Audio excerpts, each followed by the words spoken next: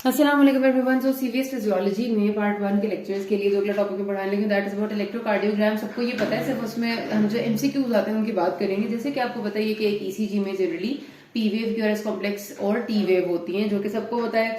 अगर हम आम तौर पे बात करें कि पी वेव एट्रियल डीपोलराइजेशन या एट्रियल कॉन्ट्रैक्शन के टाइम पे आती है, क्यूआरएस कॉम्प्लेक्स वेंट्रिकुलर कॉन्ट्रैक्शन के टाइम पे आती है, और टी वेव जो है वो वेंट्रिकुलर रीपोलराइजेशन को प्रेजेंट करती है। ठीक है, अब इसमें जो खास तौर पे एमसीक्यूज आते हैं मैं आपको बताती चलूं। सबसे पहला तो ये आता है कि पी वेव जनरली बहुत आसान एमसीक्यू आएगा, तो पी वेव क्या प्रेजेंट करें, तो पी वेव ज्यादातर एट्रियल कॉन्ट्रैक्शन या एट्रियल डीपोलराइजेशन, मतलब आपका यही आंसर होता है। हाँ, एक दो दफा ऐसा भी हुआ है कि दोनों ही ऑप्शंस होती हैं, एट्रियल कॉन्ट्रैक्शन भी होता है और एट्रियल डीपोलराइजेशन भी होता है। ठीक है, कि पी वेव की मेरे बल्कि जब मैंने पार्ट 1 दिया तो उसमें बाकायदा यही एमसीक्यू आया कि P wave presents which one of the following, और ऑप्शंस में दोनों थे, अलग अलग थे, तो जाहिर है आपने एक चूज करना है। तो उस वक्त आपने एट्रियल डीपोलराइजेशन कहना है, क्योंकि depolarisation is basically the time जब इलेक्ट्रिकल एक्टिविटी एट्रिया में आती है, उसके फौरन अगले ही मिली सेकेंड्स में शायद कॉन्ट्रैक्शन हो जाती हो, लेकिन आपने हमेशा इस बात को प्रेफर करना है। ठीक है, ये आता होता है, इसे एमसीक्यू मेरे साथ खुद हुआ है।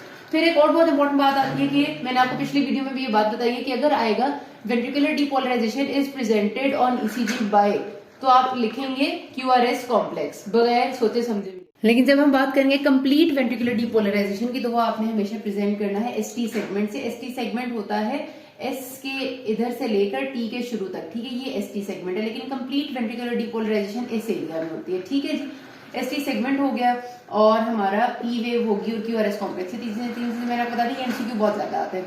क्यू टी इंटरवल होता है क्यू के शुरू से लेकर टी के आखिर तक, ये पूरा एरिया। ठीक है, ये क्यू टी इंटरवल है। टी वेव आपकी बहुत इंपॉर्टेंट है, क्योंकि एमआई में हमेशा ये इन्वर्ट हो जाती है, ज्यादातर इन्वर्ट हो जाती है, बहुत इंपॉर्टेंट इस वजह से है।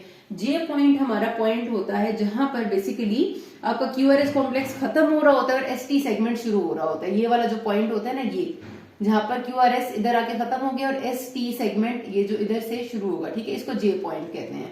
तो जे पॉइंट इस वाली की कभी कभार पूछ लेते हैं। यू वेव बहुत इंपॉर्टेंट चीज है।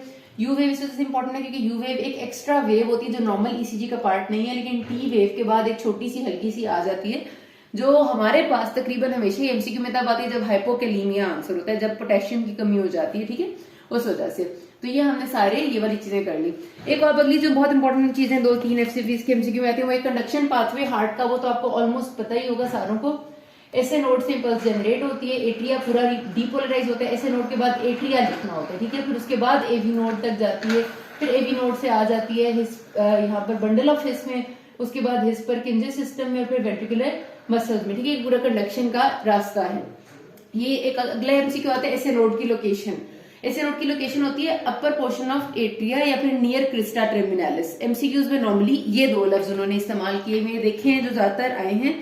जनरली जाहिर सी बात है कि कुछ लोगों ने लिखा होता है located in the upper part of crista terminalis, कुछ लोगों ने लिखा होता है in atria long side crista terminalis. तो इतना ज्यादा ये लोग इसके नहीं देखते, बस कहते हैं क्रिस्टा टर्मिनालिस के करीब होना चाहिए। नियर क्रिस्टा टर्मिनालिस का वर्ड मेरे पास आया था एमसीक्यू में, मुझे याद पड़ता है। ठीक है, तो ऐसे नोड एट्रिया में है नियर क्रिस्टा टर्मिनालिस। ठीक हो गया।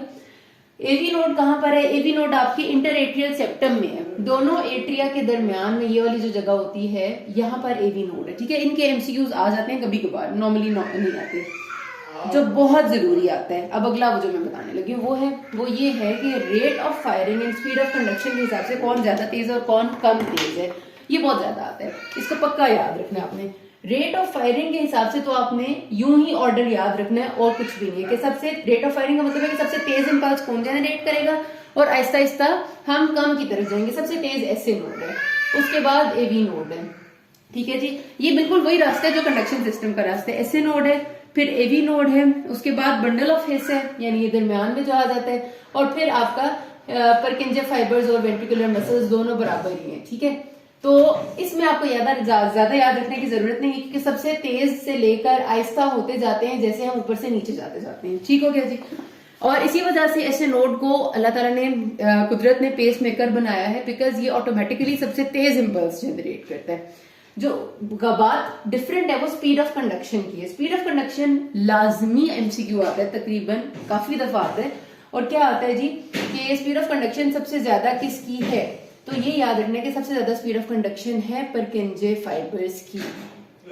ठीक हो गया जी। अब ये ऑर्डर ना वैसा नहीं है, बिल्कुल सादा सा जैसा हमेशा होता है। परकिंजे फाइबर्स सबसे तेज होते हैं हमेशा कंडक्शन में। परकिंजे फाइबर्स के बाद आता है एट्रिया यानी एट्रियल मसल्स, फिर आता है वेंट्रिकल्स यानी वेंट्रिकुलर मसल्स, ठीक है, और उसके बाद आता है आपका एवी नोड और उसके बाद आता है एसए नोड। तो अगर हम बात करें कि कंडक्शन सबसे तेज किसमें है तो परकिंजे फाइबर्स में है। और अब उसके बाद ना रीजन भी आती होती है। एसए नोड सबसे ज्यादा तेज इंपल्स क्यों जनरेट करता है? ऑटोमेटिसिटी की वजह से, ठीक है। और एसए नोड को पेस मेकर क्यों बनाया गया है? क्योंकि वो फास्टेस्ट है। ये एमसीक्यू आता है, ठीक है, दोनों की रीजन याद रखनी है। जो मैंने दो लफ्ज बोले हैं दोनों एमसीक्यू आते हैं अलग अलग। और सबसे तेज कंडक्शन किसकी है? परकिंजे फाइबर्स की। सबसे तेज कंडक्शन परकिंजे फाइबर्स की क्यों है? क्योंकि इनका डायमीटर ज्यादा है, ठीक हो गया जी। ये एमसीक्यू दोनों हिसाब से आता है। उसके बाद ये तो सारी ईसीजी की बातें होगी। फिर दो वो जो एक तरह से कहने के हार्मोन्स है रिलीज होते हैं, एट्रियल नाइट्रिक एएनपी और बीएनपी, ये दो हार्मोन्स हैं। अगर इनकी बात करें तो एट्रियल नाइट्रिक पेप्टाइड जब रिलीज होता है फ्रॉम एट्रिया, कब रिलीज होता है? जब ब्लड प्रेशर ज्यादा हो जाता है, एट्रियल स्ट्रेच ज्यादा होती है, तो ये बीपी को कम करने के लिए एक्टिवेट करता है। ब्रेन नाइट्रिक पेप्टाइड रिलीज होता है वेंट्रिकल से, जब वेंट्रिकल में ज्यादा प्रेशर आएगा। वेंट्रिकल्स में ज्यादा प्रेशर तब आता है जब वो अपना प्रेशर आगे नहीं भेज सकते। और आगे वेंट्रिकल्स कब नहीं भेजते? जब वेंट्रिकल फेलियर में होता है। तो नॉर्मली आपका लेफ्ट वेंट्रिकुलर या राइट वेंट्रिकुलर फेलियर यानी कि जो हार्ट फेलियर की कंडीशन है उसमें बीएनपी रिलीज होता है नॉर्मली। ये एमसीक्यू इस तरह से आता है कि हार्ट फेलियर में क्या रिलीज होगा? बीएनपी। ये भी याद रखना। तो यहाँ पर बात खत्म होती है। किसी कोई मसला है कि ना? Thank you.